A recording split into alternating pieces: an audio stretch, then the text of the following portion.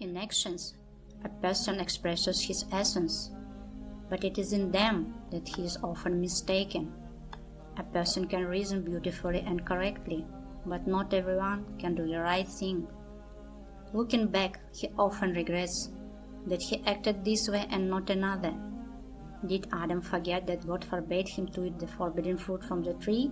No, he knew and remembered. He just approached the tree every day. We must be extremely careful in our actions. Think carefully before you do something. Our actions can change our lives or the lives of others, both for better and for worse. But what do you have to think about before you do anything? No, not about material gain, but about your heart.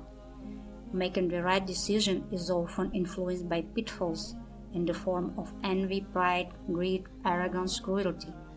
Your heart leads you. Look into your soul, consult with God. This world is full of insoluble contradictions. Don't try to resolve them, because it is so conceived by God. We all pass the exam here. We will never build paradise on earth, but the pursuit of excellence is in us. And this desire leads a human to development. In the contradiction of this world, your heart is being tested. God looks into your soul and reads your heart at a time when you try your best to be honest and fair, faced with the insoluble contradiction of this world. You couldn't change the order. You did not establish justice. You couldn't help someone, although you really wanted to do it, but you tried your best. You successfully passed the exam. Because you did not agree with injustice in your heart, you exposed the lie, you spoke the truth, and restrained yourself during your anger. You did your best, although the world remained the same and the contradiction were not resolved. It will be this way forever. Each human will be given the opportunity to express their self in various difficult situations.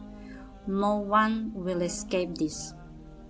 This is just a temporary finding of your eye in this world. You need to know the answers to the exam questions, what to do in a given situation, even if it will not be beneficial to you.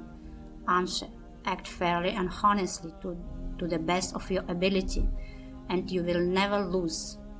Never succumb to the tremendous pressure that can be exerted on you, even if it will be unbearable. At such a moment, it will seem to you that you are simply leaving the world from such pressure. Yes, it is. You leave the world of those among whom were those who pressed you and made you play by their rules. They did not let you go because they knew that you were one of them. But you are no longer with them. You are no more the former.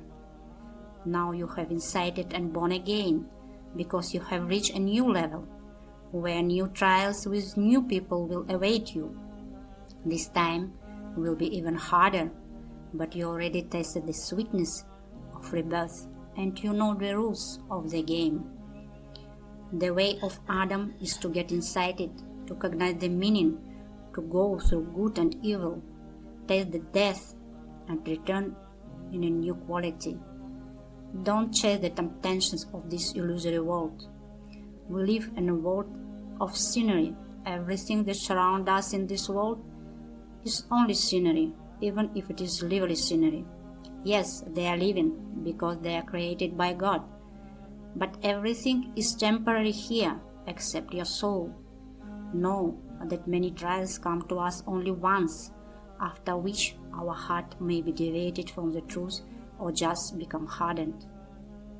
Therefore, first of all, take care of yourself, your heart, and your soul. No one is so close to our soul as God.